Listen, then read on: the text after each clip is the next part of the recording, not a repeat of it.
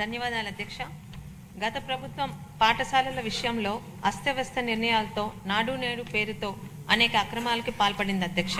వాటి కారణంగా నేటికి కూడా అనేక పాఠశాలల్లో నిర్మాణంలో ఉన్న భవనాలు, మరుగుదొడ్లు కానీ, వారికి మంచినీటి సౌకర్యాలు కానీ పూర్తి కాలేదు అధ్యక్ష.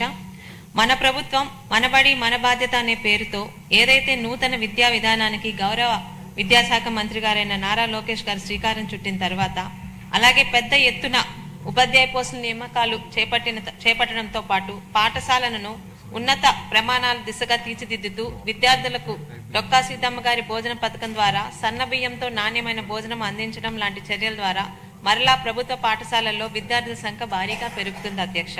అయితే భవనాలు, తరగతి గదులు పూర్తి కాకపోవడం వల్ల అసంపూర్తిగా ఉండిపోయిన పనులను సత్వరం పూర్తి చేయవలసిందిగా విద్యార్థులు, వారి తల్లిదండ్రులు మరియు ఉపాధ్యాయుల దగ్గర నుంచి వస్తున్న విజ్ఞాపనను సదరు మంత్రి గారి దృష్టిలో పెడుతున్నాను అధ్యక్ష. అలాగే 2019 ఎన్నికలకు ముందు తిత్లీ తుఫాన్ కారణంగా అనేక పాఠశాలలు దెబ్బతిన్నాయి అధ్యక్ష. వాటిని నాటి చంద్రబాబు నాయుడు గారి ప్రభుత్వం యుద్ధ ప్రాతిపదికన పనులు పూర్తి చేసినప్పటికీ కూడా వాటి యొక్క బిల్లులు తెలుగుదేశం పార్టీ సానుభూతి పరులు అని ఆ తర్వాత వచ్చిన ప్రభుత్వం వాళ్ళకి పే చేయలేదు అధ్యక్ష.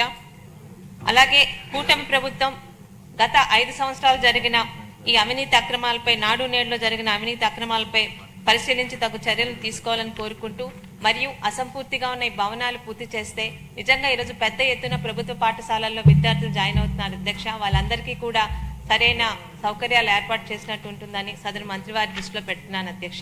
ధన్యవాదాలు అధ్యక్ష. మంత్రి గారు. అధ్యక్ష, 2019 నుంచి 24 మధ్య